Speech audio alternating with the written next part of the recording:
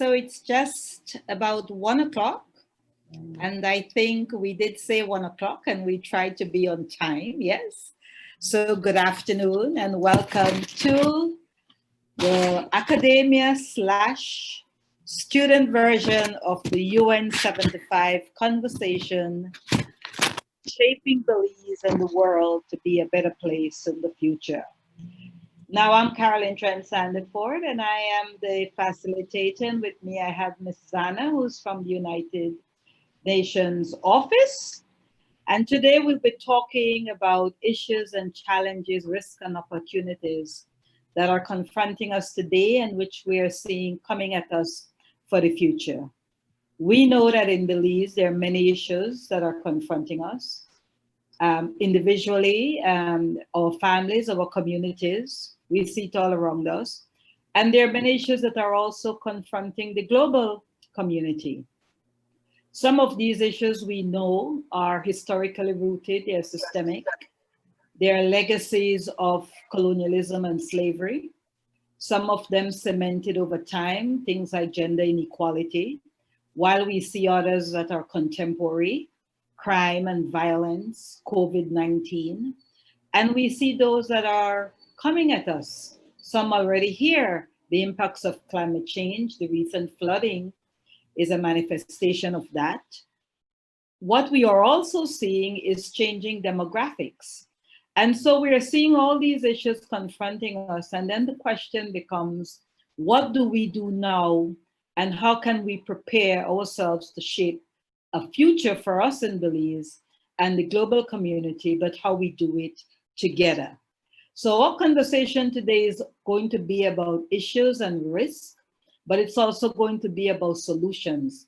And your voice, the voice of young people, the voice of students, the voice of academia becomes so very important that we thought that it would be great for us to have a session that is just about hearing the perspectives, the diverse perspective from students and from academia. So at this point in time, I'm going to ask our representative from the UN, Zana, if she can say a few words. Yes, good morning, everyone. Well, good afternoon. I'm slipping up today. It's Thursday, it's Thursday. Yes, almost there, we're almost there. To mark our 75th anniversary in 2020, the United Nations is igniting a people's debate, and that's exactly what this is.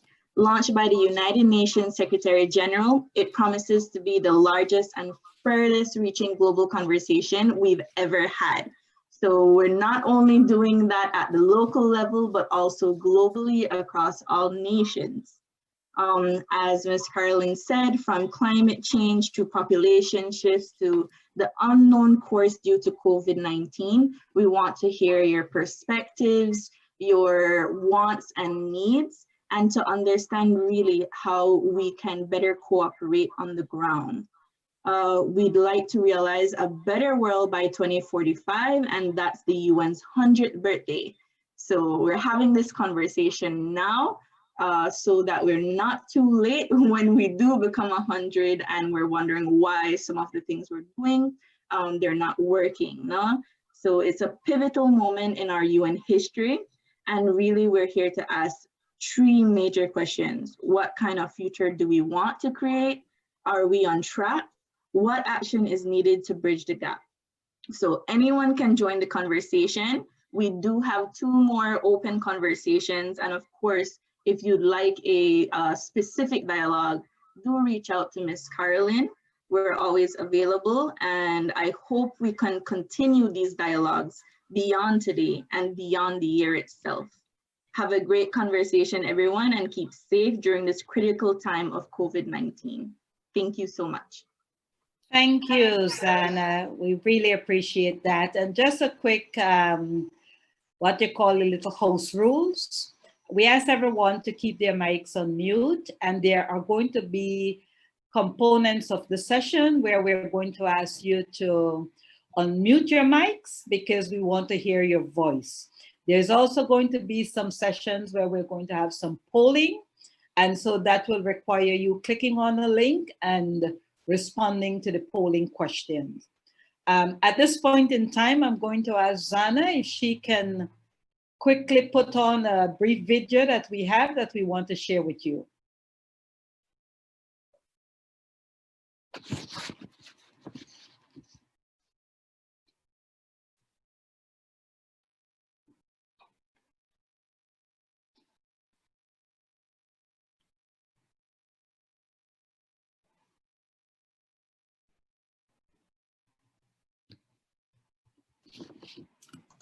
And just one moment, Ms. Carolyn, it seems our internet is giving a little problem. Oh, wow. It happens. So we won't worry about that. If we can get it in before the session is out, that would be great. So would you be able to do the polling for us? Okay, I'm seeing the video. Our world is facing issues it has never seen before. The climate is changing rapidly. Major transformations in technology and the makeup of our population are underway. Inequality is growing, and we face risks from long-running conflicts and new forms of violence. Solutions to these issues will require cooperation across borders, sectors, and generations. On the 75th anniversary of the United Nations in 2020, people from all walks of life are coming together to discuss global challenges and solutions.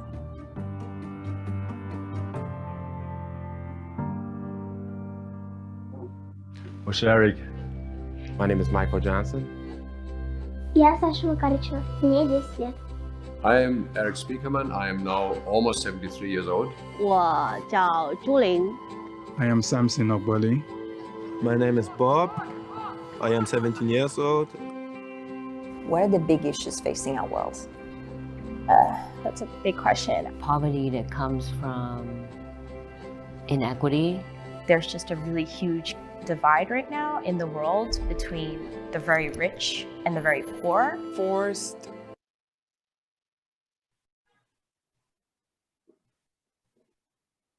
migration and displacement is a common thread everywhere. Et toi, qu'est-ce que tu penses que le monde actuel fait face?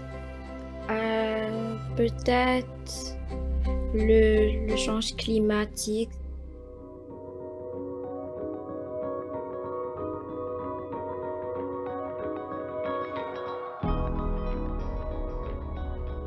«国家方面的话，就因为气候的变化导致很多的极端天气，然后带来了很多的一些自然灾害，导致了有些地方的人就是流离失所，造成了很严重的一些经济损失。 So how does climate change impact you? Living on an island, we're very close to the ocean. So that's a huge population that's affected by the movements and the energies of the ocean. For the local farmer, food production has become a major challenge because there is a need to ensure people get fed irrespective of what's happening. We're getting an increasing number of large storms that are causing our floods levels to rise, making it cost prohibitive for people to live in our communities where they've lived for generations. People are going to have to start making hard decisions about how to either protect the shoreline from rising water levels or relocate. What steps can we take to solve climate change? 从减少生活上的能源消耗，还有就是减少排放。 I mean, we are facing a global problem, so I think the important task is to face that problem all together. There's no way to resolve the crisis we have at hand without holding the biggest emitters accountable. We need to understand the causes of climate change so that we can mitigate against it getting worse. On the flip side, there is a need to have adaptable technologies.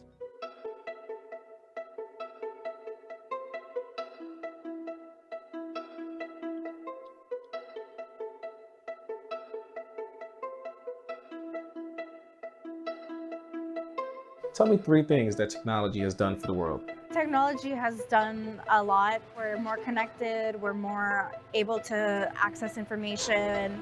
Technology has fed more people. I think it has cured disease. Some of the negative impacts of technology that we see in the world is the rise of data and how easy it is to violate that. Nobody has any privacy really anymore when you think about it. Technology is not distributed equally. And then if not everyone has the same access, not everyone would be able to be eligible for jobs of the future. If we talk about how technology has connected us, in the same way it has divided us. 但是实际上存在于互相沟通之间的这个语言暴力和一些甚至是一些暗藏的一些手段会变得更加多一点。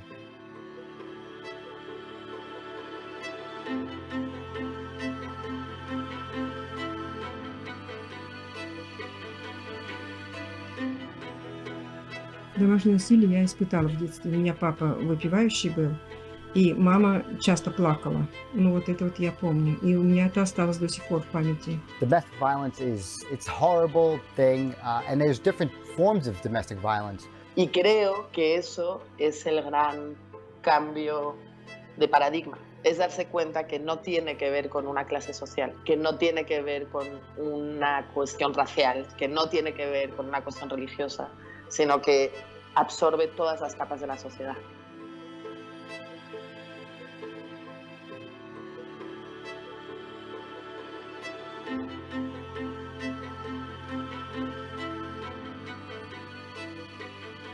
《暴力在过去的很长一段时间里面，它一直到现在变得越来越容易实施，变得目的越来越多样，而且形式也越来越多样，而且变得越来越不可预测。So many killings, and that is kind of regular. I was born and raised here, and then I saw everything about the insurgency and terrorism. I saw it from the humble beginning until now that it has blown beyond proportions.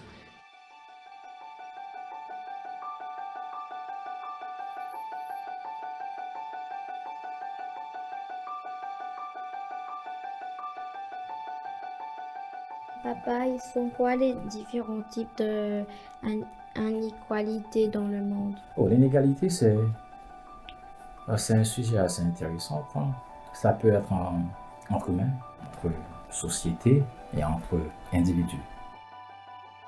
Everybody will want to seize the opportunity to get educated, but not everybody has access to that because of the cost of schooling or education. There's no denying that there's an increase in homelessness in the city, yet even I find myself, what can we do? You know, like something is internally or externally wrong with what's going on worldwide that people are suffering, and there's this gap.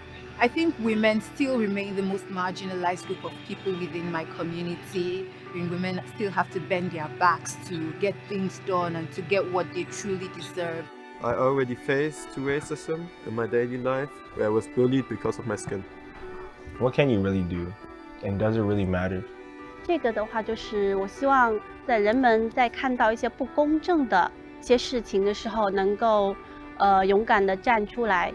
My grandmother in Chicago, she fed the homeless for 20 years. Finding a way to be part of any sort of small incremental solution creates so much change.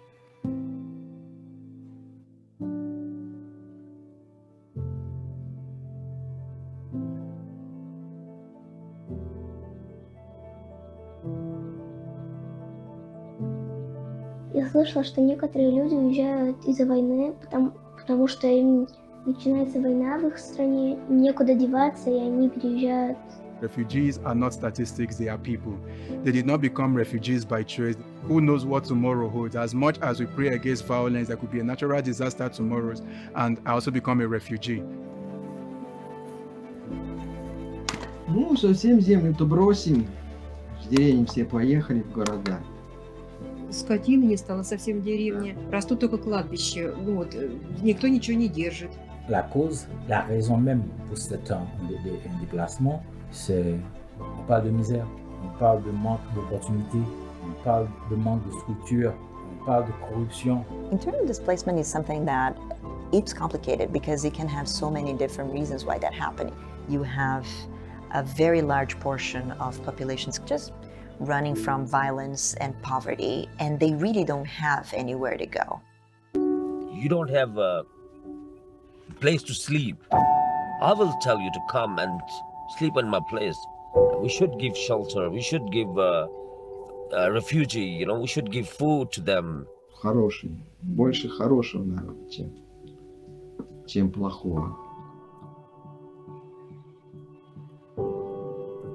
So I think that's giving us a little picture, perhaps, of what the global community is speaking about in terms of the issues that are confronting us as a society globally. But I have no doubt that as students and as representation of academia, that you're also seeing some of the issues and challenges that are also confronting us today, and why this conversation is so important. So what we want to do now is to take a quick poll. Zana will do a first poll as to, did you know about the UN75 dialogue before this invitation? So this will be our first poll, and it's just a quick poll for us to get a sense of who knew about it prior to being invited to the dialogue. As a reminder, I just want to also say that for persons who did not register, we're going to ask you if you can please register either during this session or when the session is over. You can just go on the form, Google form click that we did, and Zana will be putting it in the chat as well. For now, we're just going to have the first poll. Zana, if you can put up the first poll in the chat. And that first poll question is a very simple question. It's simply asking you, did you know about the UN75 dialogue before this invitation? You can answer in the chat if you cannot make the connection, or we ask that you just click on the link. It makes life easier for us, and you can answer that particular question. And so what we're seeing is that most people so far are saying that they didn't know about it. And so this is why this conversation is so important, because we want you to get involved in it. And as Zana mentioned a little earlier, this is just one conversation, and we hope to have many conversations. And you also can host your own conversations. All you need to do is to contact us, and we will help you through that process. And so we're seeing most people then are saying no, that they did not have it. In the chat, it's the same thing. It's no, no, no, no, did not know about it, no. And so we now understand that we need to do more in terms of sharing the work and the dialogues and the conversations. And so what are we going to do next? So we're going to start talking about priorities. And one of the things I want to start with today is to start thinking about what are some of the immediate issues or immediate priority issues that you see confronting Belize and the global community. So if you were sitting in front of the Prime Minister of Belize, for example, or the Secretary General of the United Nations, and you want to say to them, you want to elevate some key issues that you feel that we must deal with immediately if we are going to shape this future together, have a better future 5, 10, 15 years down the road. What would be those priority issues? And I want to ask you, you can place it in the chat. And then we are going to go into a poll that will speak to the immediate priority actions. But before we go to the poll,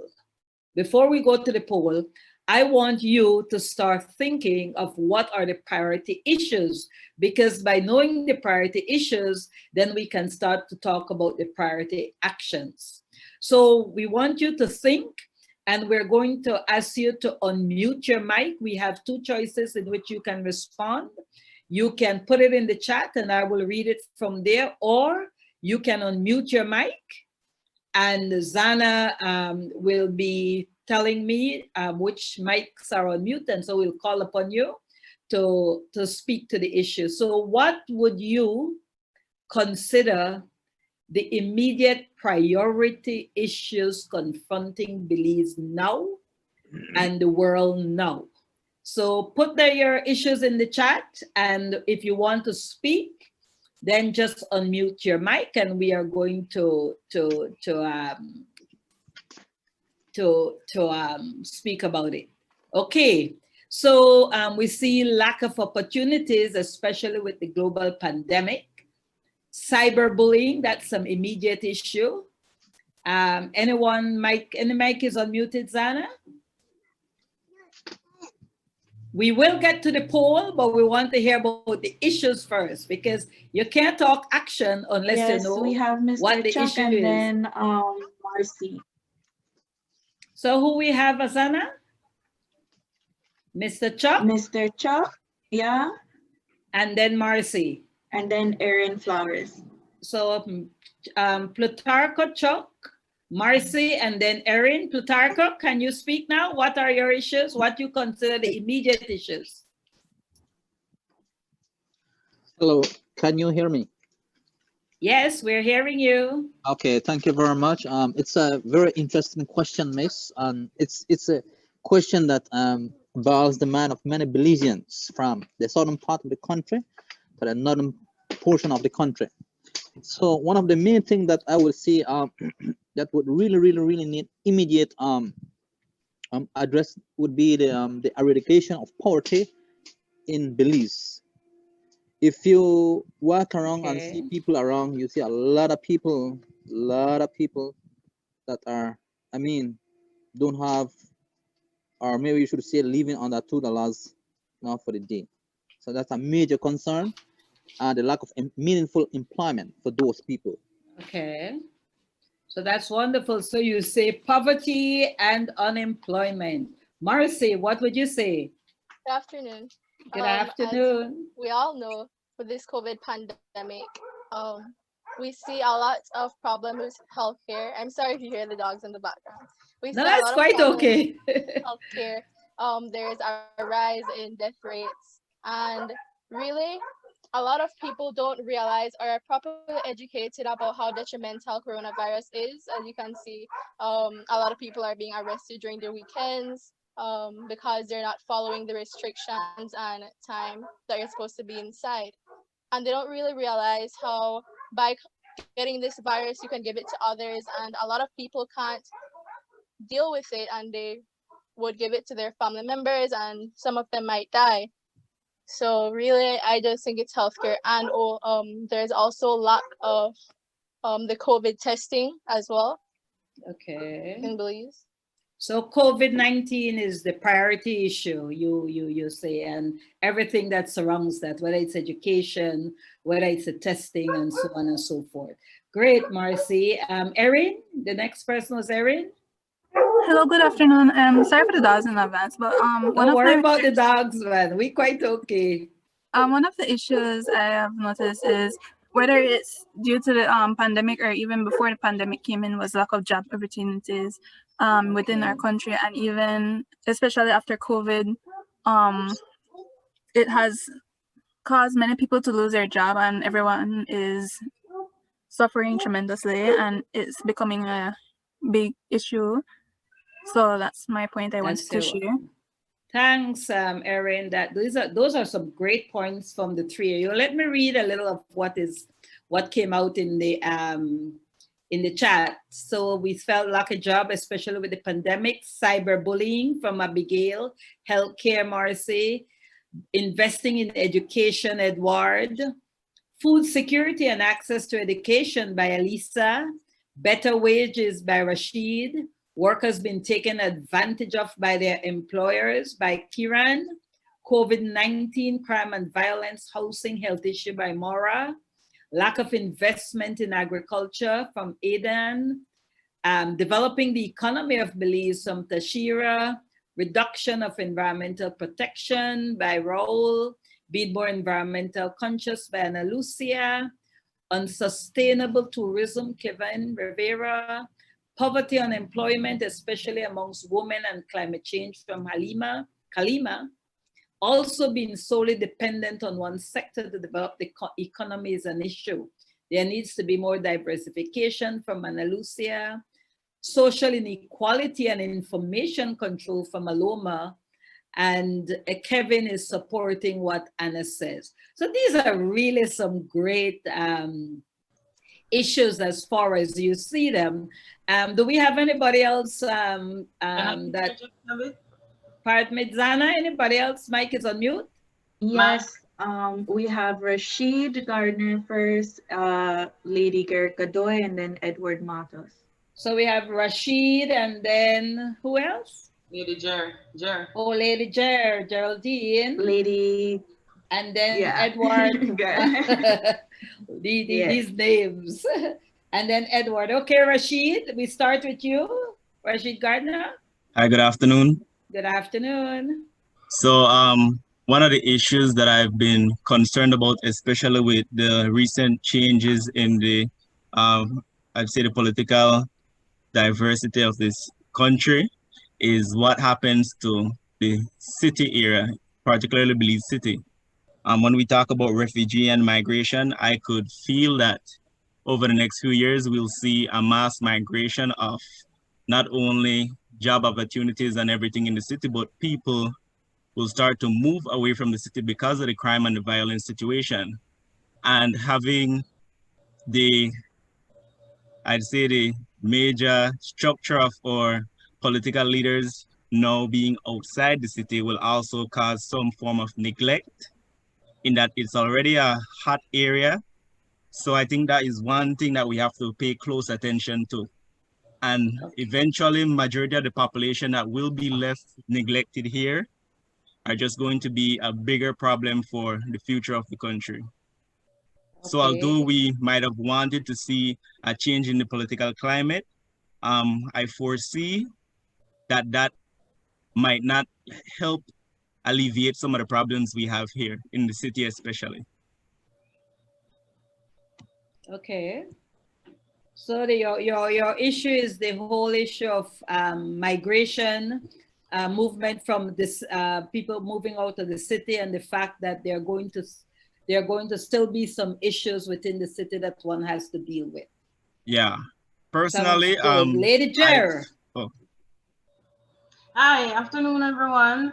Lady Jer, it's you. Yes. I'm not hearing. I'm sorry, Rashid. I'm not hearing. It's okay. Don't worry.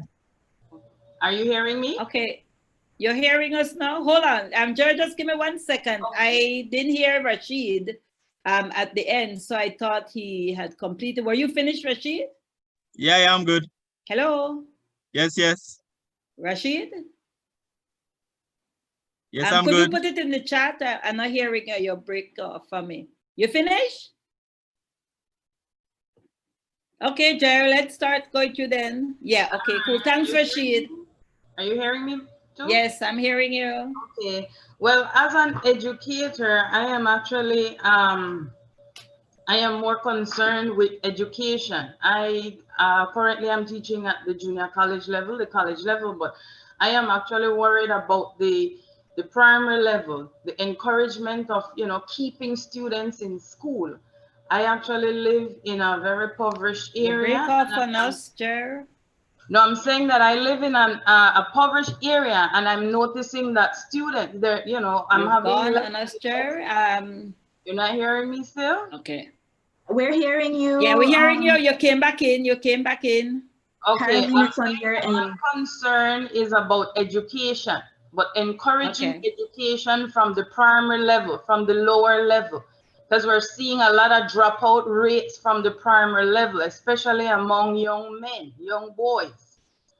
And so, it's an issue to wonder about the future of the country if we are not having them educated, so that they can think critically and make proper decisions in life. Okay. That's my concern. Thank you, Jer. So your focus was on education, and particularly in the lower level, the primary, and the dropout rate that is taking place. And then we have Edward. Hello, my one is the same thing about education, but my one is like more concerning about the pandemic at this time, because back in the past, a high school diploma would be enough, right? But at this moment, they are cutting short of many staff at the moment, and like to like future proof, I think the Belize should try to invest more into education, giving scholarships, trying to encourage students to higher their learning, you know, pursue higher degrees into universities, because I feel like that is one way that you can future proof a job. Okay. I Yeah. love that word, future proof. I'm loving that. I'm going to borrow that from you, Edward. Thanks a lot. So those were some great contributions as to what are some of the priority issues. And now then this places us, and I know we've started already, in terms of some priority actions. Zana, did we have anybody else that we can just wrap up the issue and so we can focus on the actions? I wanted to go. But we had Abigail Oria first, who was unmuted for a good while. Then Rashid Arzu, and ending with Mara Garcia, and then we probably close this point. Excellent. So we have Abigail, then Rashid, then Mario. Yeah. Okay, good. So Abigail, let's hear you.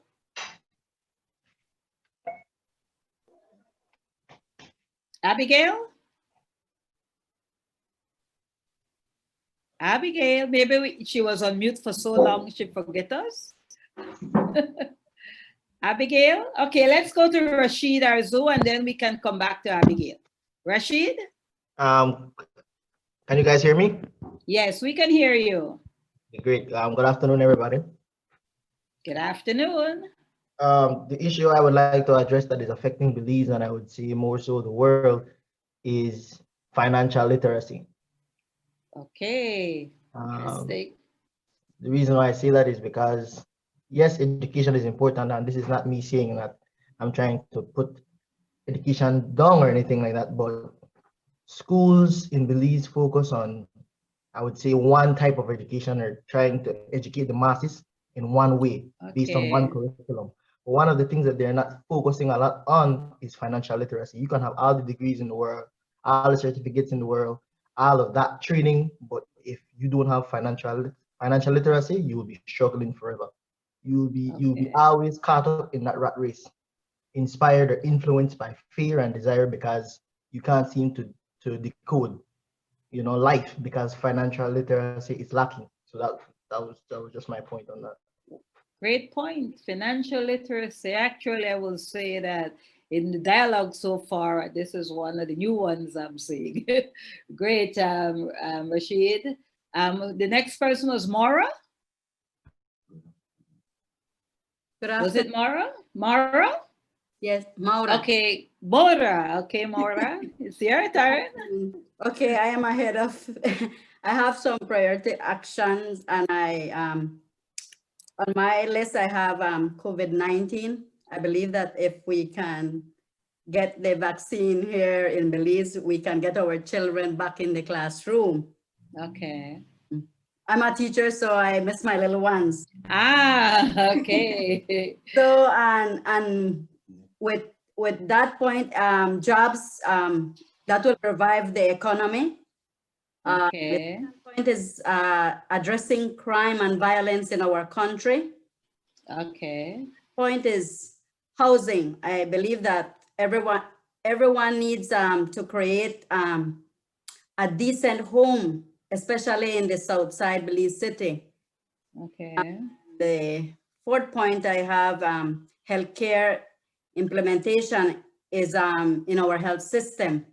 So those are my actions that I can share. Excellent.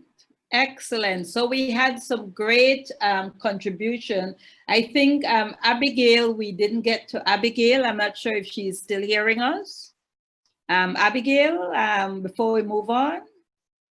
Okay, we don't seem to be getting Abigail. So let me quickly read a few. And in the meantime, Zana, I think, has already put the poll in the chat as to what then should be the immediate priority action.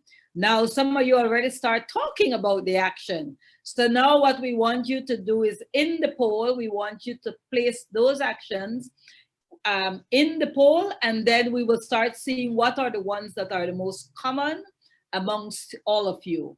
So the poll is already in because I see it up, and I will read the others in the meantime. If I can say, Alexander Flowers, strategizing pandemic resiliency as a means of prioritizing both the safety of persons and reviving the economy in a sustainable manner. Rashid agreed to that. Let me see. Marcy, with the increase in the lack of education, it can cause a rise in poverty, unemployment, and the crime can increase. Abigail, I'm sorry if I did not hear clearly. Can you kindly repeat? Okay, Abigail, can you place your issue in the chat for us so that we can record it, and then you can click on the link and provide the action. Tashira said, Rashid, I agree. Edward agrees with Marcy. Rashid, okay, he said he needed to step away. Aloma, Alexander, agree with you. Abigail is there. Raul, I believe that there should also be a focus on mental health and mental health awareness, especially during this pandemic. It is inevitable that mental health issues and challenges will rise as a result of the pandemic. So there should be more awareness and help for students who are currently experiencing any form of mental health. Marcy agrees. And so Zana put in back the poll for us. And let's see what the poll is saying. It said, what should be the immediate priority actions to address the challenges that you all have laid out? You have laid out quite a number of challenges, and some of them mirror what is happening globally, and some of them may be very well unique to what's happening in your neck of the woods. As an individual, as a member of your community, as a member of your faculty, your student, your academia environment, as well as within the country as a whole. So what we are seeing here in terms of the priority action, we keep seeing education jumping out, cooperation, poverty, diversification, media literacy, increased wages, cooperation, focus on mental health, free education for lower, we see healthcare, awareness, discussion, advocacy, investment, community gardens. I tend to like that one. I'm a planner. Community gardens, sustainable farming, implementing technology. Wow. Investment in education. So these are some great priority actions, and we'll be able to pull out the top ones. And clearly, and those will be reflected in the poll, but clearly what the poll is saying to us, there are three that are highlighted as we can see. That means there's a commonality amongst you all as to what should be immediate priority action. And you are seeing education, we are seeing poverty, and we are seeing cooperation. So basically now you're saying these are the priority actions that the government of Belize and the UN should be taking immediately. And so we now move the conversation on. Those were some great contributions. And so let me just read Abigail. We were unable to get her. So let's see what Abigail said. My issue: in times of accident or privacy rights violation, people's immediate emotions or situation is not considered.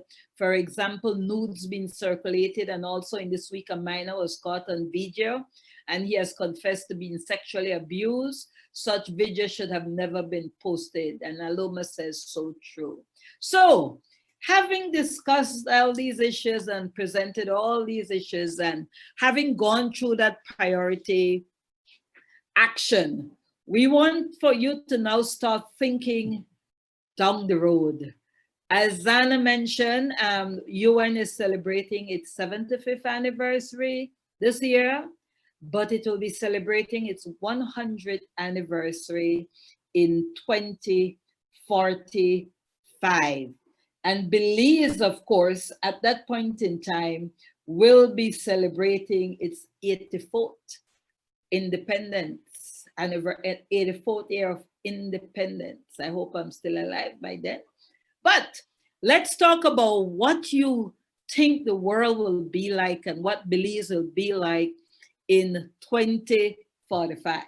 So having processed all those issues just now that you're saying are confronting us, and also the solutions, because remember, it's not just about the issues, it's also about the solutions. Let us start talking about what we think Belize is going to be like in the world in 2045. So the polling question that Zana is now going to place in the chat for you, and that question is going to read, do you think in 2045 the people of Belize and the world is going to be better off, going to be worse off than today, or are they going to be the same as today? So let's hear you, let's hear your perspectives on that particular question. Do you believe that the people of the world is going to be better off, worse off than today, or are they going to be the same in 2045? And we're going to have a quick capturing of that conversation as to why you are voting the way you're voting. And we're going to open up the mic again for a little while, a couple minutes again, to talk about why you're voting the way you're voting. So what we're seeing right now is that most people are feeling that Belize and the world is going to be better off, while more or less there seems to be a race between it's going to be worse off or it's going to be the same. So in 2045, the question is, do you think in 2045 the people of Belize and in the world will be better off, worse off than today, or the same? And this is an interesting, because it will say to us whether there's hope that things are going to change based on the issues, the solutions that you have presented, whether there is hope that these solutions are going to take root in the government and in the United Nations. And that says more or less what's going to happen in 2045. So we're now going to take a look at the chat. There are some people who have responded in the chat, and they're saying better off. They hope it is going to be better off. And they're also saying the same. Now we're going to open up the ask to unmute for those persons who may want to give a reason as to why they voted the way they voted. That vote being that you would have been better off in 2045, which would be like 25 years from now. So if you're about 20, so you'll be 45 or so, you feel you'll be better off. You feel you'll be the same, or you feel that you're going to be worse off. So I'm going to ask you to unmute those persons who may want to answer. And Zana is going to let me know who's is unmuted, but you can also write it in the chat. If you can't, if you don't want to unmute, you can write it in the chat as to why you voted the way you voted. Anybody's mic is on mute, Zana? We have Edward, and then we have Anna. All right. After that, we have Erin and Marcy, and ending with Rudolph. Rudolph, okay. So, Edward, let's start with you. Let's hear your thoughts. 2045, and you don't have to tell us how old you'll be, but just 2045. Why you voted the way you did? All right. Well, I chose better off, but at least I hope it's better off. But in the end, I feel like mostly what determines what will happen 2045 is what the people in power are doing now, as in like the politicians, if they continue to contribute, because we have already been crippled years ago from, I don't want to get into politics, but we've already been crippled and went behind in time, you would say. Like we could have been much more further in education and have better roads if our past politicians have done better decisions. So at least at this time, I feel like the youth right now is really trying to make a change. And if we continue on this road, we could be better off in the future. But this all depends on who are in power, because like I feel like many of us are still too young to get into those positions in politics and in the government to actually do impactful stuff, you know. So that's just my opinion. Great. Thank you, Edward. You feel we'll be better off. Anna, let's hear from you. Hi, good afternoon. So my major thing is that I refuse to believe that we're going to be the same in 20 years from now. You know, I don't want to think that that's the fate that we have in store for us. Okay. But I say we'll be better off because if we start taking the necessary actions right now, I mean, we definitely will be better off by 2045. But if we refuse to believe that we'll be better off, you know, we won't do anything about it, or, you know, but I think once we create that consciousness in people of, you know, how can we make a difference? How can we change things? You know, I think that things will be better off. So wonderful. I'm hoping that that's the case, at least. Excellent. Thank you, Anna. Erin? Hi, good afternoon. My choice was worse off. Not to be a pessimistic, but actually more like a realist and looking at things that my perspective of how I'm seeing them now.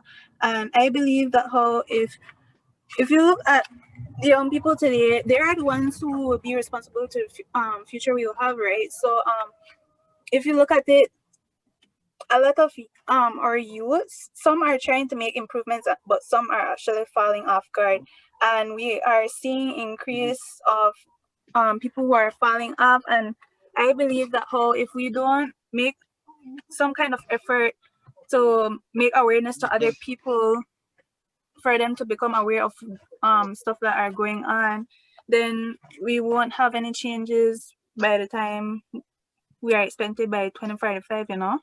Okay. So that's just my point. You're the realist. You inject a sense of realism in the conversation. Thank you, Erin. Rudolph? Yes. Hello, everyone. So I chose worse off because I feel as though there are a lot of things that we're not addressing that are more of main cause. So a lot of things I've heard so far that people mention are more like symptoms of something deeper. And I believe that deeper issue is our value system.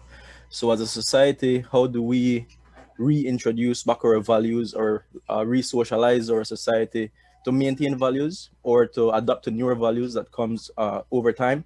Because as we progress throughout the years and by 2045, I'm pretty sure a huge factor would be technology in the presence of our children.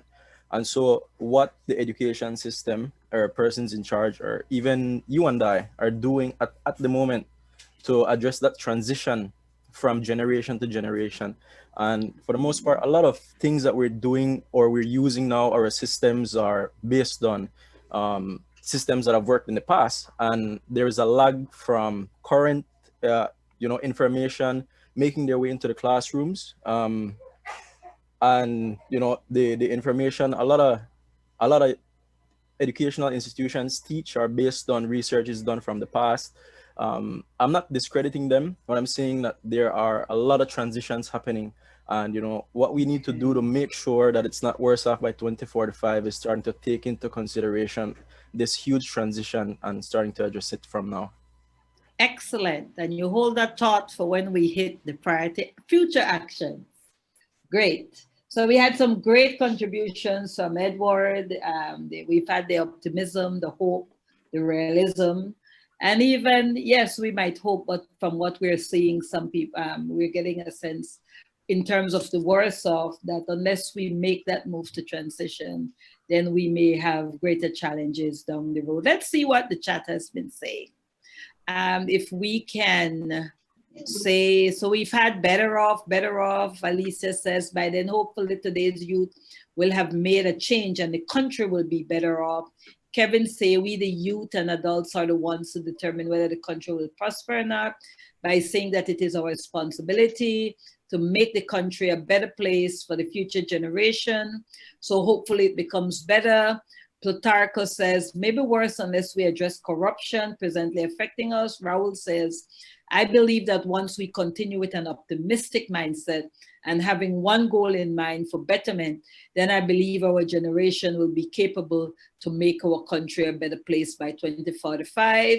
Edward, yes, corruption is bad. Elisa, I agree. Raul, Aiden, I choose the same. We currently have a new government and we're facing a pandemic. So it's uncertain of where our country would be in the future. Morrissey says better off. Edward said we are the people who will do the change. So be a part of the change. I love that. That's really a great way to segue into starting to talk about our future priority actions. Zana, anybody else have their mic on mute that may want to add the last words to this conversation of whether we feel that we will be worse off today, better off today, or the same?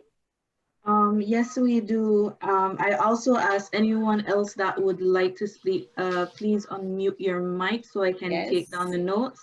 I see Mr. Chuck had off his mic for a while. Then we have Lady Girl. Anna came in and out, and finally I see Marcy. Okay, good. So let's start with Plutarco.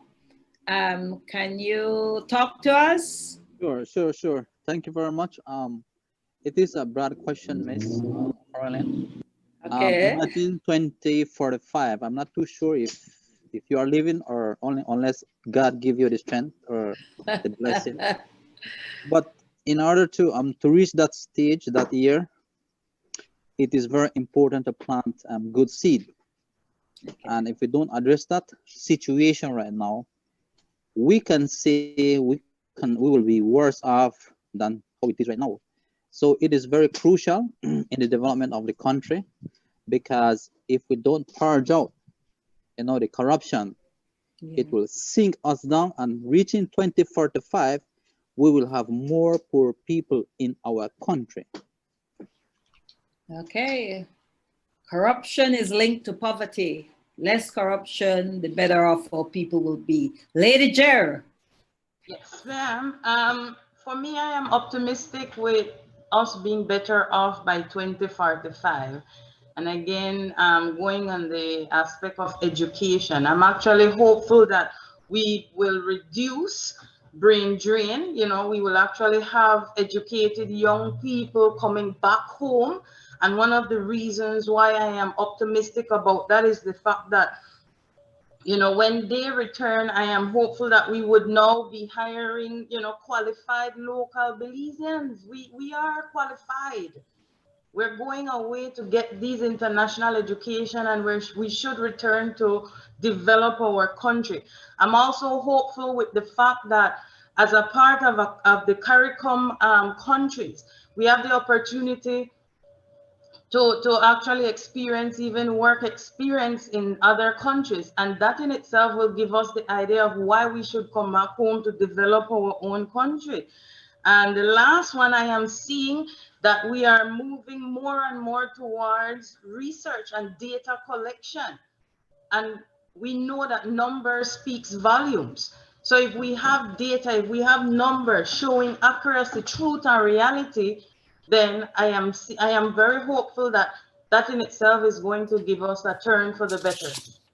Excellent. So great. Belizean, stopping the brain drain, using research and data. Great. So let's have the final word from, we have Anna, then we have Marcy, right? So Anna. No, I don't have anything else to add. It's just that in a note, yeah. And Marcy, was it Marcy? Yeah. I feel like first we need to recognize all the problems that we have presently. Like what someone said before, it depends on what the government will do at this present time, this new government that we have right now in Belize. I'm hopeful that it will be better off in 2045. And really, we just have to focus on the important things: poverty, education. Hopefully this corona pandemic will be over by then. I'm hopeful of that as well. But really, like I said before, just focusing on making solutions to the things that are the problems in Belize, prominently the problems in Belize. Excellent. So thank you, Martha. Let me just wrap up with what the chat is saying. And then we're going to document all of that in our next poll. So let's hear what we have to say. So we had talked about the corruption. Raul saying, I believe that we continue with an optimistic mindset and having one goal in mind for betterment, then I believe our generation will be capable to make our country a better place. Edward said corruption is bad at the moment. Alisa agrees with Raul. Aiden said, I choose the same. We currently have a new government and we're facing a pandemic. So it's uncertain of where our country will be in the future. Marcy says, better off. Edward said, we're the people who will do the change, so be a part of the change. And then nothing else to add. That's right, Miss Jer. Lots of people leave Belize and never come back. Agree. I feel that should change. I hope it does. And so we had that little intro from Zana, who reminded us and started that conversation with what kind of future do we want to create?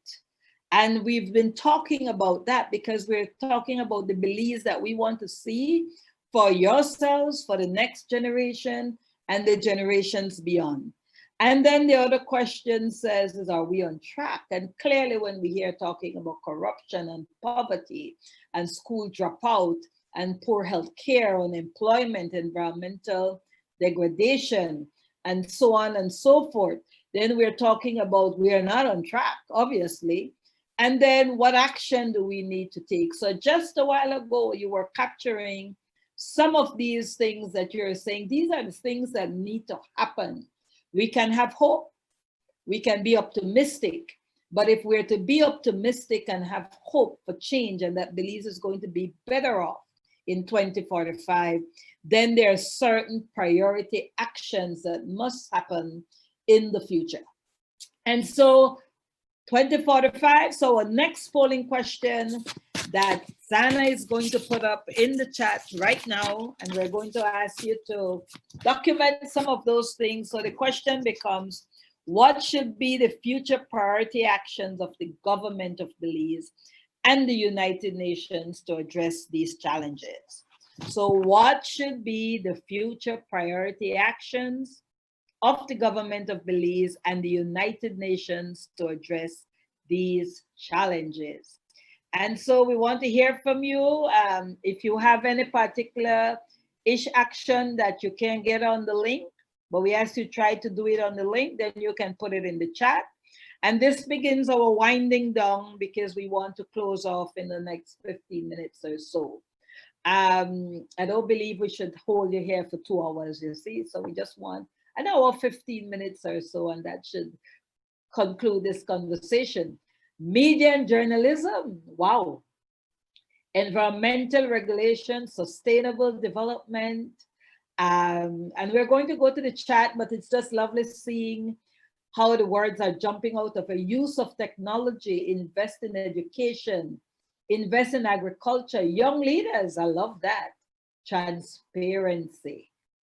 Wow, so these are great. Let's see what the chat is saying. Okay, the chat wasn't giving anything new on that yet. Wow, sustainable development keeps pushing out. Transparency, a governance issue. So clearly you're speaking to a governance issue when you're talking about future priority actions. I see still use of technology, invest in technology, still right there. Media and journalism, invest in education, young leaders, economic development, flush out corruption, another governance issue we're seeing. Invest in technology, a safe country, revise legislation, but sustainable development is jumping out at us. So the young people, the students, academia is saying that Belize's future priority actions to address this challenge must be about sustainable development. It must be about developing Belize in a sustainable way that meets the needs, they say, of this generation, as well as that of the other generation, without compromising, their future. So I love it. Sustainable development I see is a key, and two other things keep jumping out: transparency and accountability. So those are governance issues that you're saying we need to look at, and those are certainly our priority actions that we want to talk about in the future. And to just capture what the chat says: serious investment in youth and security, poverty alleviation, sustainable development, and promote transparency. And somebody say you're right on, Plutarco. And so that is great. Sustainable development, it just jump out at you. And that is wonderful. And so now, having looked at all of this that you're saying are going to be our immediate priority actions, and we're also going to have future priority actions, our next polling question then that is going to come at you is global cooperation through the United Nations vital to deal with the challenges of today and the future? So when you were talking of all these issues, whether it's poverty, whether it's corruption, whether it's environmental degradation, and you're now starting to talk about transparency and accountability, sustainable development. These are issues, and when we saw that video, it showed us how many of the issues that are confronting us. It's not just Belize, it's really across the world. Climate change is not an issue that is just for Belize. Migration is just not an issue for Belize. I think it was, I'm not sure who brought up that point, I can't remember offhand, but the whole issue of migration and how movements, demographic changes that are taking place in Belize and globally in the world. There are so many issues that are there. And so we're looking at the fact that these are not issues that can be dealt with by any one person, by any one community, by even any one sector. Because when you talk sustainable development, that was jumping out. Sustainable development is about economy. You spoke about that. You spoke about issues of poverty. We know about the sustainable development goals that speaks to eradicating poverty, climate action, gender equality, education, technology, and all the things that you put together. So if we're going to, and we see that these things cut across sector, Belize can't deal with technology on its own.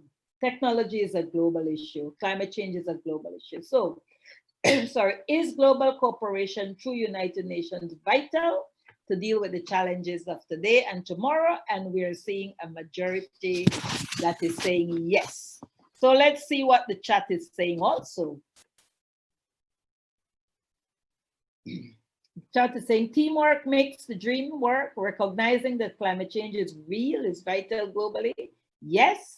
Education and developing the third world countries to catch up with the demands of the world is vital. So a minute or two more to just finish off that voting.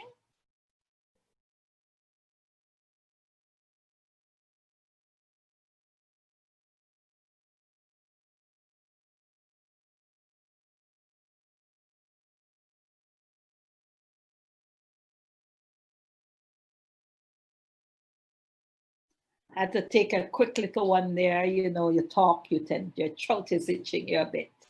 So I unmute.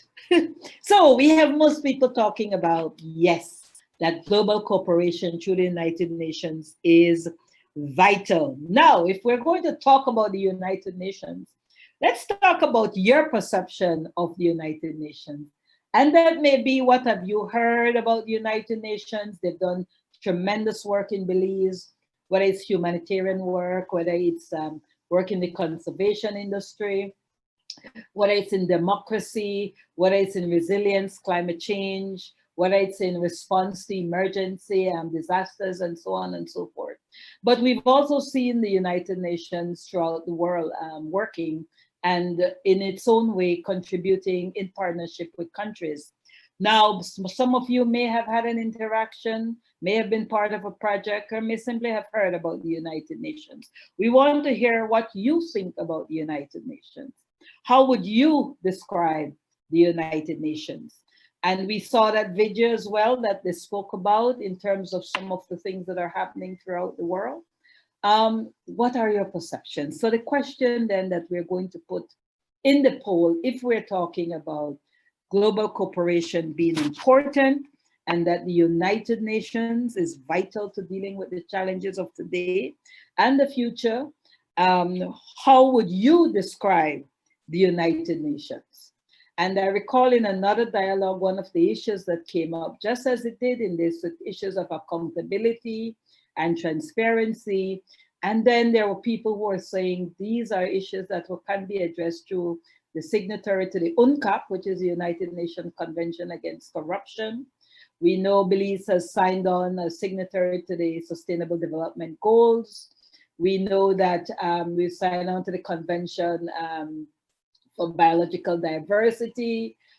We've signed on to Convention on Human Rights, Convention for the Rights of Persons with Disability, Convention that speaks to ending discrimination and violence against women. So what we want to hear from you as young people, having perhaps seen the work of the UN in Belize and globally, or have heard the stories from people who have worked with the UN or who have benefited from its work, what has been the engagement and what would be the words that you would describe the UN? So you can put it in the chat, and we can put it in the poll, and we're going to see what you are saying as young people and as academia about the UN. So we're seeing a symbol of hope, open-minded, someone say distant, foreign, humanitarian. Let's see what the chat is saying.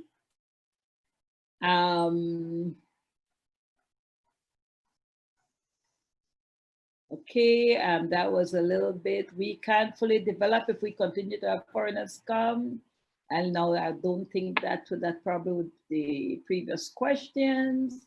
A framework that advocates for gender equality, the protection of women and humanitarian, very professional and active in the community, promote peace, humanitarian, progress, okay, finding solutions, maintaining peace, a symbol of hope, cooperation, helpful, let's see, big brother nation, that's an interesting one. Finding solutions, helpful, our solution, sustainable, and clearly we have some great thoughts on the United Nations, as well as some other words that are saying perhaps these are some of the things that we can start thinking of, what having interacted with them or having a perception of what the work that they do and things how you would describe them. Then our next question becomes understanding all that has taken place so far, all that we have discussed so far.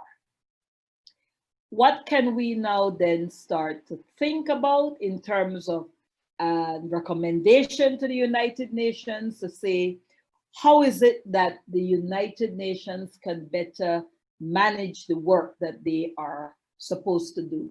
We have said that the global cooperation is needed. We have said that United Nations is vital to dealing with the challenges. We have talked about these challenges, corruption, we need transparency, poverty, environment, crime and violence, education, gender equality.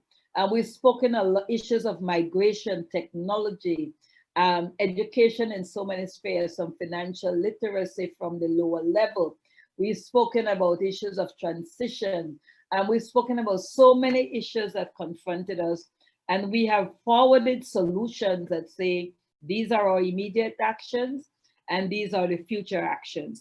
And we have also said that United Nations is vital to the cooperation that is needed to address the challenges of today and tomorrow. So, and we've described the United Nations, gave them many words, and now we're asking you, how can the United Nations better manage these challenges, because we have challenges. And I think someone had mentioned these are not things that came overnight. It's over time, a lot that is happening today. We're seeing has been a built up over time. The poverty, the educational issues, corruption, accountability, environment, all of these things have happened over time. So we are now talking about we need cooperation. We need cooperation with the United Nations, which partners with governments and with communities to do a lot of work. How is it that you think the United Nations could improve or better manage these challenges that we talk about, addressing poverty, corruption, accountability, discrimination, and so on and so forth? We are seeing a few answers coming out. Seek for amicable solutions. Wow, that's great. Education at a lower cost. Engage influencers and grassroots leaders. That's something close to my heart. Provide aid to countries who truly want to change and ensure that it is done effectively. Invest in education. So we're seeing a lot of education. We're seeing talking about influencing grassroots leaders. So you're talking about people at the community level. Seek amicable solutions. And that is so key, because we cannot speak of a world of conflict. We must start talking about how we can start talking to one another for solutions. Provide aid to countries who truly want to change and ensure that it's done effectively. Addressing the involvement of youth in international affairs and influential positions. They can better manage these challenges by keeping tabs on holding governments and officials accountable who are corrupt. Empower nation states via sharing technical skills. Let's see what the chat is saying. The chat is saying increase direct outreach, not only in projects. I have rarely seen UN personnel involved in Belize with communities and schools, unless it has to do with a project. Okay, so they don't only want project, they want outreach. Seek for amicable solutions, more scholarship opportunities. Okay, so these are some great and wonderful recommendations that we are seeing. Another one came in, mitigate investments, recommend how we can empower more women. And these are some wonderful recommendations that you're making. And we are going to open the mic. So if anyone wants to put in what we call, the last word, that last point that you want to make. In the meantime, as we wind down to our closing, I'm going to ask you to remind you, that is, to take the online UN75 survey. Zana, can you put it in the chat for us? There is a survey that is online at the UN, and we're asking people to please take the online survey. And in the meantime, anyone wish to make a last word? We're closing up in about 2 to 3 minutes. Any last word from anyone? I can tell you this was enjoyable. Any last word? You just have to unmute, and Zana is going to let me know who has unmuted. Okay, Miss Caroline, we have Rudolph, Mara, Marcy, Aiden. Rudolph, Marcy, Aiden. Okay, so Rudolph, let's start with you. You have 30 seconds to capture that last point. Thank you. I think what's important is to try and have more of a UN mentality established in schools. And one of the things that I've done in Belize is established a Model United Nations club at St. John's, because I believe if we have young persons from a very young age growing up thinking like an international leader, it's gonna really help when they leave with scholarships, leave and go abroad and come back. They bring that international mindset, and they can help prepare the country better to deal with international crises and assistance and all that good stuff. I hope I didn't take more than 30. No, that's good. UN club. I love that. Zana, you have a UN Mother Club happening at SJC, that's it? Great. So we have Marcy. Yes, being a member of the Model United Nations Fellow at St. John's College, Junior College, it's one of the only opportunities that I get to voice my opinion on important issues globally. I feel like in Belize, a lot of youths don't recognize what is happening in Belize and what's happening globally. And like the person who spoke before me said, it's vital for us to know this and to be educated on the things that need to be solved for us to develop in the future. Excellent. Thank you, Marcy. And Aiden? Can you hear me? Yes, we can. All right, perfect. Good afternoon. So in Belize, I think there definitely needs to be proper investment in agriculture, especially first beginning with education. We have many farmers in Belize who have the practical knowledge, who have the practical experience, but they lack the technical knowledge, and therefore they're unable to improve their farm's yield, and also they also presents environmental issues such as water pollution and loss of biodiversity. I feel like there also needs to be a promotion of sustainable farming, so promoting biodiversity, regulating the use of fertilizers, pesticides, and water. Also promoting soil conservation and rehabilitation, different methods of farming that would produce more food while using less resources, and also like the implementation of technology, like finding different methods of farming, making use of biotechnology, and also making use of renewable energy to reduce the cost of production for many farmers in Belize. I mean, especially right now with the pandemic, we've seen that the tourism industry has completely come to a halt. And it was the agriculture industry, even though at the moment that's still providing jobs for many people and also providing some income for the country as well. Great, thanks. And that's a great, few points to close off from Rudolph, Marcy, and Aiden. And we want to thank each and every one of you to have joined us today. We have two more persons, Miss. We have two more? Oh, okay. Yes. And let me just quickly say, Kevin is saying, well said, Aiden. And Anna, I'm not sure what the exclamation mark means. Maybe an age thing, I don't know, right? So we have two more persons, Anna. Who are they? Mr. Chuck, Mara, Lady Ger, Kevin. All right, wait. So we have Chuck, Mara, Lady Ger, and Kevin. Yes. Okay. So I'm giving you. I'm giving you the last shot. Plutarco, the mic is yours. 30 seconds if you can. Sure, I think I can make it below 30 seconds. Anyways, it was very informative session, a short one. I wish we could continue because we've discussed very important components that's affecting our country. Absolutely. Right? But, one thing I can say is to promote sustainable development for our country. And if we want to see our future to be better, sustainable development would be the key thing to promote right now. Okay, great. And that was one of the things that jumped out at us in terms of the future priorities. Wonderful, Plutarco. Mara? Hello.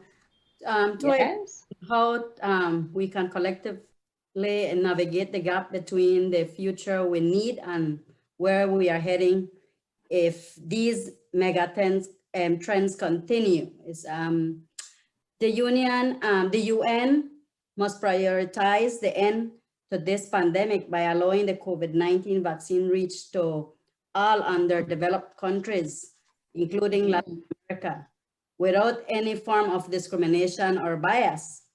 This strategy can be rolled out at the same time it is done by industrialized countries.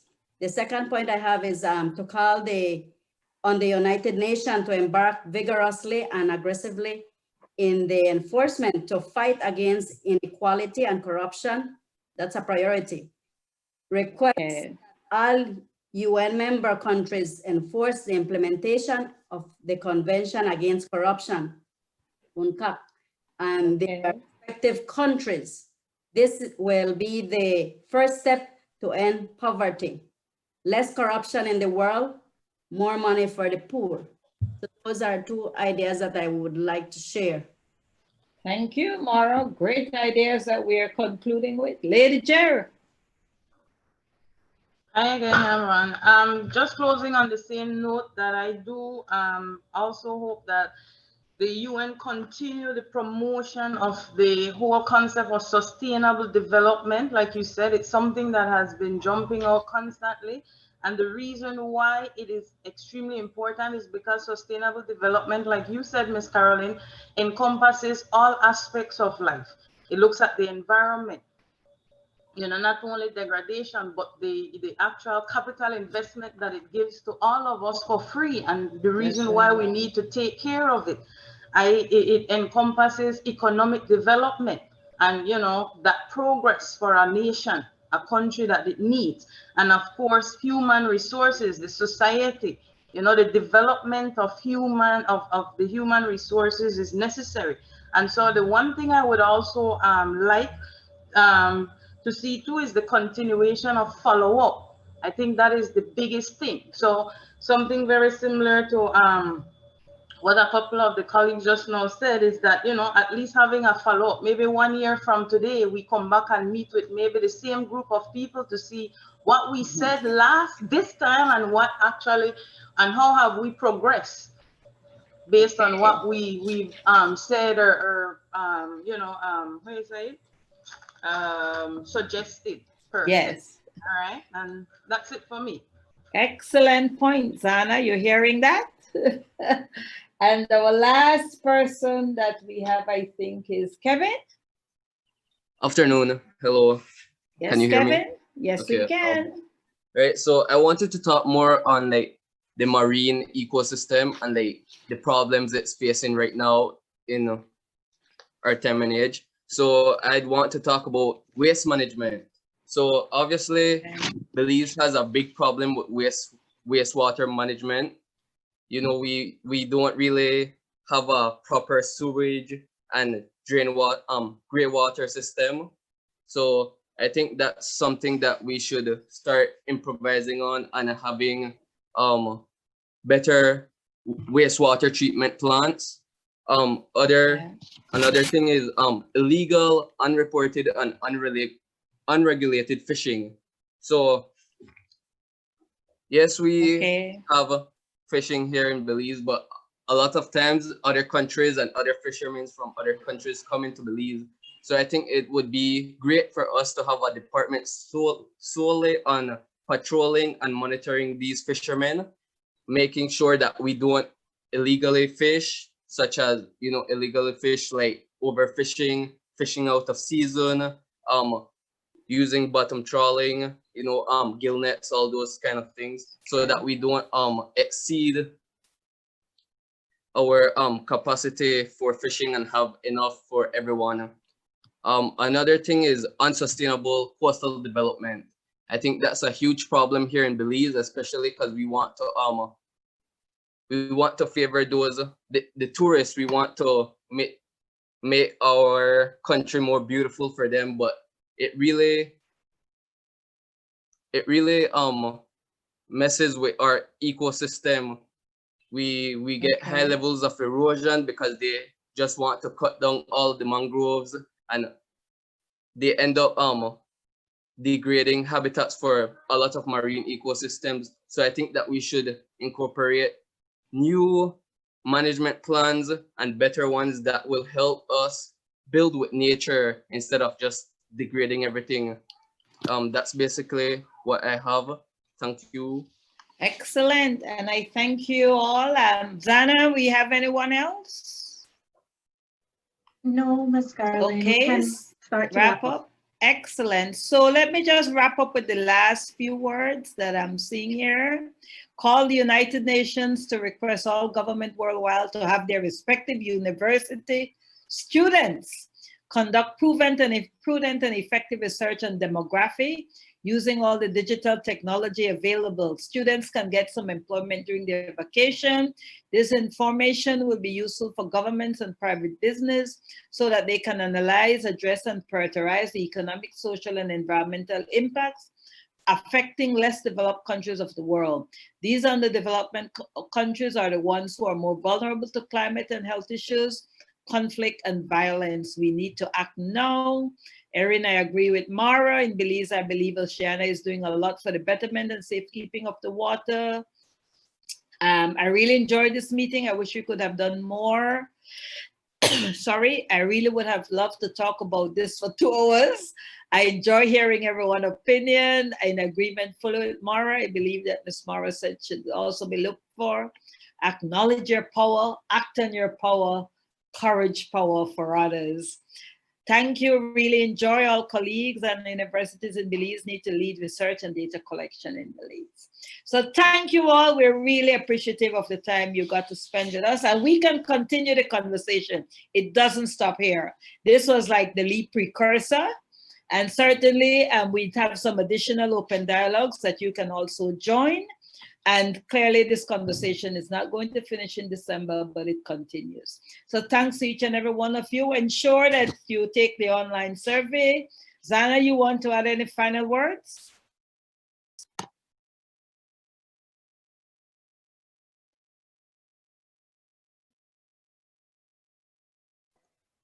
I think you wrapped up quite well, Ms. Carolyn. As we stated in the beginning, that we hope this isn't the last conversation, but the beginning of several that we'd have beyond 2020 into, you know, all the way till we get to 100 years and beyond that. So thank you so much for your time. You are more than welcome to join the other conversations that we'll be having.